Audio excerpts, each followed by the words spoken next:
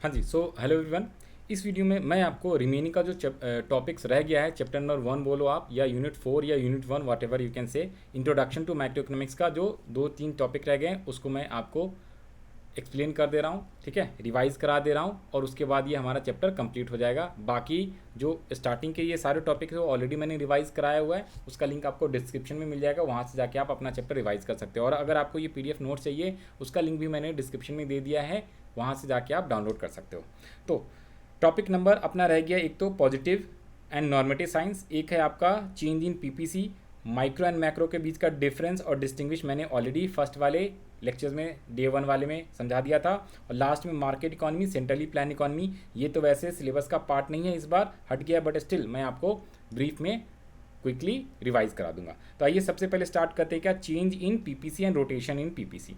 जो पिछले वीडियोज़ में मैंने आपको पीपीसी वगैरह कराया था, राइट, तो उसके अंदर जो पीपीसी कर्व होता है, ऑलवेज रिमेंबर मैंने आपको बताया पीपीसी कर्व कैसा होता है, concave to the origin, always always concave to the origin होता है PPC curve. PPC curve never be straight line और never be convex to the origin, right. तो कॉन्केव होता है, कॉन्केव क्यों होता है उसका रीज़न भी मैंने ऑलरेडी बता दिया था, because of increasing margin opportunity cost और you can say margin rate of transformation की वजह से, राइट। तो अभी हम पढ़ने वाले शिफ्ट इन पीपीसी और रोटेशन इन पीपीसी। एक होता है शिफ्ट, एक होता है रोटेशन। एक होता है चेंज को आप शिफ्टिंग बोलते हैं, रोटेशन को रोटेशन बोलते हैं।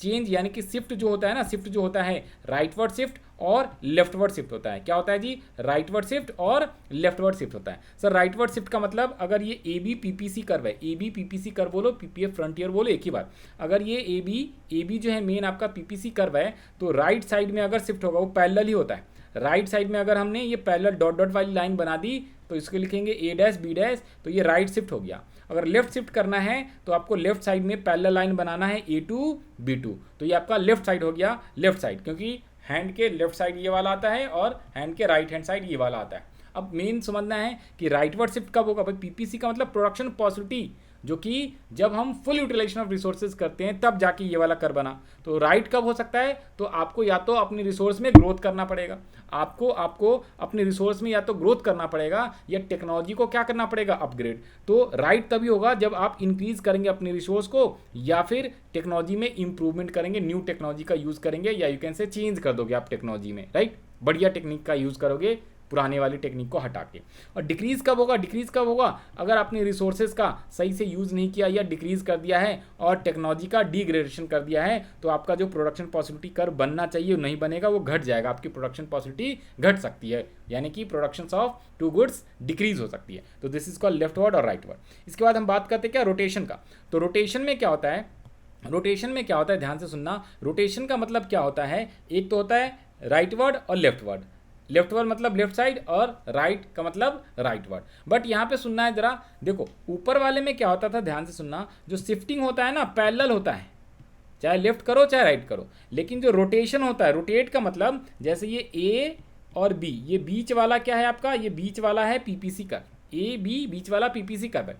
अब अगर रोटेशन होएगा तो सिर्फ एक गुड्स के अंदर रोटेशन होता है, एक गुड्स के अगर टेक्नोलॉजी बोलो या फिर रिसोर्स बोलो उसमें अगर कोई चेंजेस आता है तो उस गुड्स की प्रोडक्शन सिर्फ वन कमोडिटी की प्रोडक्शन, क्योंकि हम टोटल 2 कमोडिटी की प्रोडक्शन कर रहे हैं, तो 1 कमोडिटी की प्रोडक्शन या तो इंक्रीज हो जाएगा या डिक्रीज हो जाएगा, दूसरे गुड्स का प्रोडक्शन सेम रहता है, तो उस केस में हम रोटेशन बोलते हैं। तो रोटेशन भी राइटवर्ड हो सकता है और लेफ्टवर्ड हो सकता है। तो अगर राइटवर्ड कब होगा, जब जब यहाँ पे देखना है जी, राइटवर्ड कब होगा, जब change in technology and resources for only one good के लिए बेटर होगा, तो राइटवर्ड, यानी कि टेक्नोलॉजी अपग्रेड कर दोगे और रिसोर्सेज अगर बढ़ा दोगे सिर्फ एक गुड के लिए, यहाँ पे जो नीचे एक्स एक्सिस पे गुड्स है मान लो बटर, तो उसके लिए तो ये राइटवर्ड हो जाएगा। और अगर टेक्नोलॉजी डिग्रेड कर देंगे, रिसोर्सेज कम कर देंगे, अंडर यूटिलाइजेशन ऑफ रिसोर्सेज होगा फॉर दैट गुड्स, यानी इधर एक्स एक्सिस वाला गुड्स, तो आपका लेफ्टवर्ड रोटेट हो जाएगा। और यदि यदि ए वाले गुड्स में, ए वाले गुड्स के लिए टेक्नोलॉजी अपग्रेड करेंगे और रिसोर्सेज को क्या करेंगे, बढ़ाएंगे, इंक्रीज करेंगे,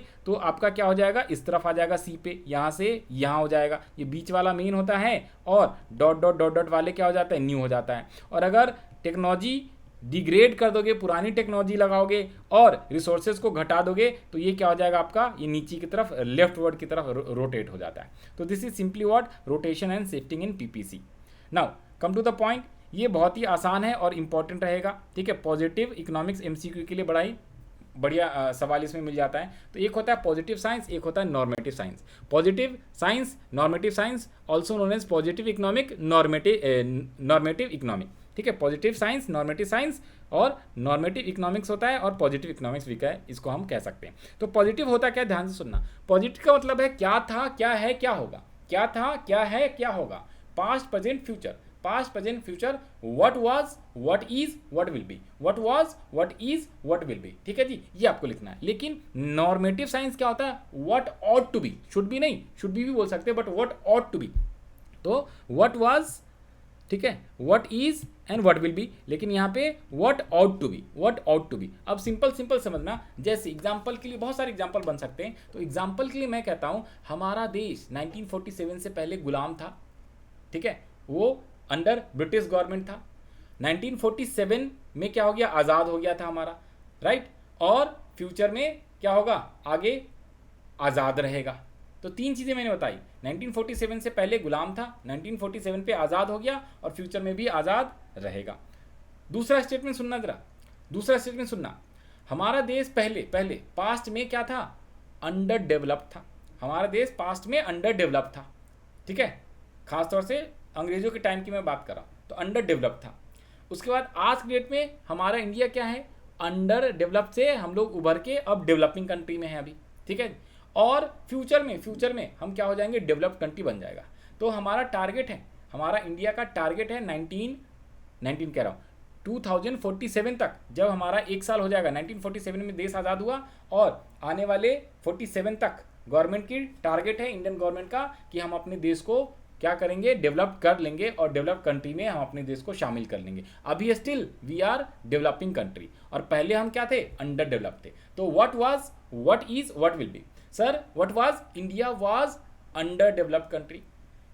right now currently India is developing country and in future what will be, तो India will be become developed country. That is called positive science. Positive science मतलब जो इकोनॉमिस्ट होते हैं, कुछ इकोनॉमिस्ट एज अ पॉजिटिव देखते हैं कि भाई पहले तो हम अंडर डेवलप थे, आज तो डेवलपिंग हो गए हैं, अच्छा ही चल रहा है और फ्यूचर में हम डेवलप्ड हो जाएंगे। बट नॉर्मेटिव वाले लोग क्या बोलते हैं, नॉर्मेटिव टाइप के इकोनॉमिस्ट लोग क्या बोलते हैं, कहते हैं भाई व्हाट ऑट टू बी, क्या होना चाहिए, व्हाट शुड बी।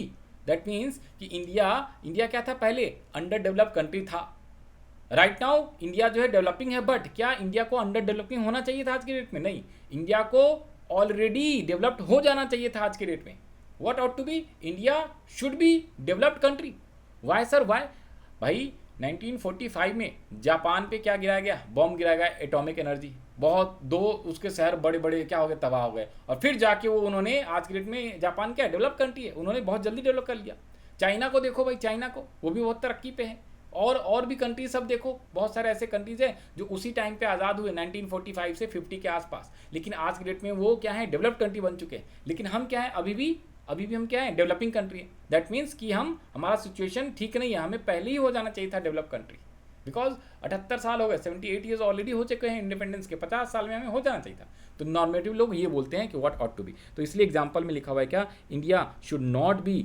अच्छा, एक पॉपुलेशन का भी है, पहले इंडिया क्या था, नॉर्मल पॉपुलेशन था, फिर अभी डेट में हम क्या हो गए, ओवर पॉपुलेटेड हो गए, फ्यूचर में पता नहीं नॉर्मल रहेंगे कि नहीं रहेंगे। तो यहाँ पे एग्जाम्पल मैंने लिखा हुआ है, India should not be over populated, India is an over populated country. तो पॉजिटिव लोग वाले ये सोचते हैं कि भाई क्या था, क्या है, क्या होगा, what is, what was, what will B. Normative वाले सोचते हैं व्हाट ऑट टू बी। तो सिंपली ये डिफरेंस है पॉजिटिव साइंस और नॉर्मेटिव साइंस में, या पॉजिटिव इकोनॉमिक्स, नॉर्मेटिव इकोनॉमिक्स में। नेक्स्ट आते हैं market economy, centrally plan economy. Market economy का मतलब क्या होता है, मार्केट इकोनॉमी में क्या होता है ना, सारे काम, मेन काम प्राइवेट सेक्टर के अंदर होता है। तो जितनी भी डेवलप कंट्री है वो मार्केट इकोनॉमी के अंदर आते हैं, वहाँ पे मेनली प्राइवेटाइजेशन है। मोस्ट ऑफ द जो होता है काम, या यू कैन से कंट्रोल या ओन, कौन से, प्राइवेट सेक्टर करती है। लेकिन सेंट्रली प्लान इकोनॉमी के अंदर most of the cheese, productions हो या कोई भी चीज़ें हो, प्लानिंग हो, वो सारे कंट्रोल किसके अंदर रहता है, गवर्नमेंट के अंदर पे रहता है। तो मार्केट इकोनॉमी के अंदर प्राइवेट सेक्टर का कंट्रोल होता है और सेंट्रली प्लान के अंदर गवर्नमेंट सेक्टर का कंट्रोल होता है। मार्केट इकोनॉमी में गवर्नमेंट कोई भी रोल प्ले नहीं करती, इंपॉर्टेंट रोल, और आपका सेंट्रली प्लान इकोनॉमी में गवर्नमेंट जो है पूरा का पूरा कंप्लीट रोल प्ले करती है। उसके बाद मार्केट इकोनॉमी को प्राइस मैकेनिज्म भी कहा जाता है।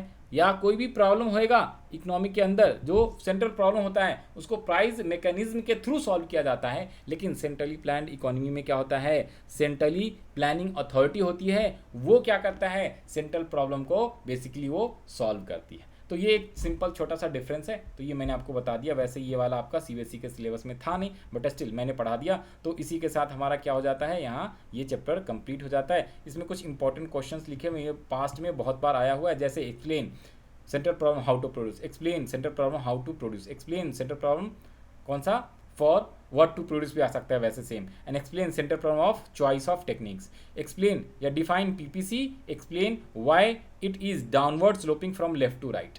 उसके अलावा गिव मीनिंग अपॉर्चुनिटी कॉस्ट का, why does an economic problem arise, 3 marks में, बिकॉज ऑफ 3 रीजन्स, याद करो। व्हाट टू क्या था, व्हाई, तो human wants are unlimited, resources are limited, and alternative uses of resources. What is marginal rate of transformation, explain with the help of example. और एक marginal opportunity cost भी आ सकती है, तो मार्जिनल अपॉर्चुनिटी कॉस्ट और MRT ये आने के चांसेस 1 नंबर में ज़्यादा होते हैं, हमारे टाइम पे बहुत आता था, तो उसका मीनिंग जरूर पढ़ के जाना। Marginal opportunity cost simply says, ठीक है, कि जब हम किसी एक गुड्स का एक्स्ट्रा यूनिट प्रोड्यूस करेंगे तो अदर गुड्स का we need to sacrifice more and more units, तो जो सैक्रिफाइस करेंगे वही आपका मार्जिनल अपॉर्चुनिटी कॉस्ट होती है। और अपॉर्चुनिटी कॉस्ट क्या होती है, next best alternative for one. तो ये सब ऑलरेडी हमने पढ़ा हुआ है, तो इस टाइप से कुछ इंपॉर्टेंट क्वेश्चन है, और इसके अलावा और भी आपके बुक में क्वेश्चन मिलेगा, तो वो चीज़ें इंपॉर्टेंट कर लेनी है। और क्लास 11th में जो आपके स्कूल में मैडम जो इंपॉर्टेंट सवाल कराती हैं, ठीक है, मैडम जो बोलेंगी इंपॉर्टेंट क्वेश्चन वगैरह, उसे ज़रूर करके जाना, क्योंकि 11th वाले में आंसर शीट जो चेक होता है वो बेसिकली आपके स्कूल के टीचर ही करते हैं। 12th में बोर्ड होता है, उसका आंसर शीट अलग चेक होता है, राइट। तो ये चीज़ें आपको ध्यान रख लेना। तो इसी के साथ all the best to all of you. हमारा ये यूनिट बोलो या चैप्टर 1 बोलो, ये कंप्लीट होता है यहीं पे। सारी वीडियो आपको प्लेलिस्ट में नीचे मिल जाएगा। Still you have any doubts तो आप व्हाट्सएप ग्रुप बना हुआ है, वहाँ पे जाके कमेंट कर सकते हो, अपने डाउट्स पूछ सकते हो, या डिस्क्रिप्शन में भी आप अपना डाउट पूछ सकते हो। अगर ये आपको वीडियो हेल्पफुल लगा है तो प्लीज़ लाइक ज़रूर कर देना। हम लोग मिलते हैं नेक्स्ट वीडियो में नेक्स्ट चैप्टर के साथ।